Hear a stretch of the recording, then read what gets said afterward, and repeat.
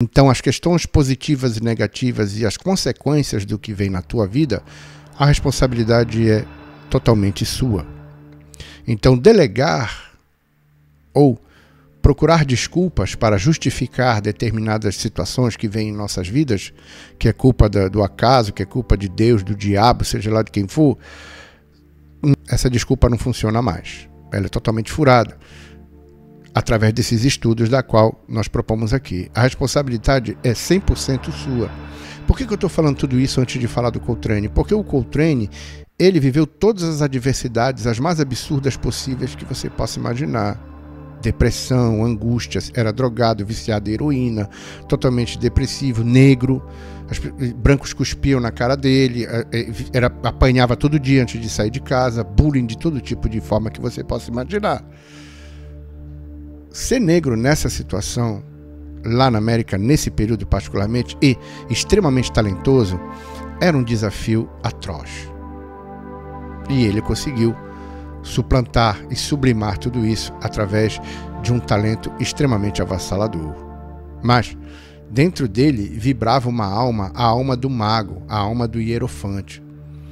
Então ele precisou experienciar todas essas situações para poder lidar com tais desafios, que é encarnar num corpo biológico negro na América naquele período ali. É um desafio muito grande. Então ele tinha que trazer uma música tão poderosa quanto. Então todo o movimento do jazz e do blues na América nesse momento, ele tinha um cunho avatárico da qual as hierarquias que se ocuparam dessas encarnações sabiam o que estavam fazendo. Então eu vou trazer uma visão para vocês aqui totalmente avatárica do que diz respeito à música negra americana, o blues e o jazz e aonde chegou até os mundos de hoje. Isso vai servir para muitos irmãos músicos que usam essa música e que tem total domínio desse tipo de técnica, mas eles não se aprofundam na questão espiritual da coisa, do que diz respeito à responsabilidade do que é e do que pode ser usado para a humanidade, para auxiliar e para direcionar a própria questão filosófica e musical da responsabilidade do que diz respeito de ser um virtuoso e dominar um instrumento na questão técnica. Porém, de nada vale se essa pessoa só usa para o ego e que não tenha uma função avatárica dentro disso. Porque só tocar, gravar discos, fazer turnês e tocar em grandes festivais de jazz na Europa e na América, coisa que eu vivo, isso não é o suficiente para a carreira de um verdadeiro avatar. Um verdadeiro avatar, ele naturalmente ele vai perceber a sua missão, tendo consciência ou não do que há por trás de tudo isso, que é algo completamente missionário, né? Isso é um sacerdócio. E se assim o faz, ele pode literalmente mudar a história da humanidade. E isso foi o que o Coltrane fez.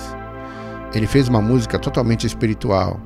Hoje existe uma igreja chamada Igreja de Joe Coltrane na América.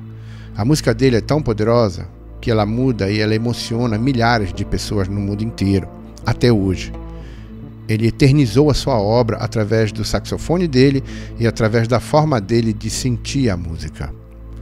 Existem depoimentos no filme da obra dele, como Carlos Santana, que falou que a primeira vez que ele ouviu Joe Coltrane, abriu um vortex na mente dele.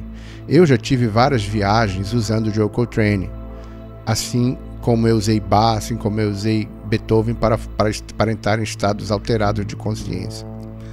Então, quando eu toco o meu contrabaixo, da forma que eu toco, eu entro num estado alterado de consciência, porque o meu nível de concentração, ele entra num estado tão forte que eu aniquilo a minha mente pensante, eu não estou mais preocupado no movimento dos acordes, e eu passo a ser um canal para a obra primordial, que é a obra daquele do incognoscível, daquele que é e não passa a ser, né?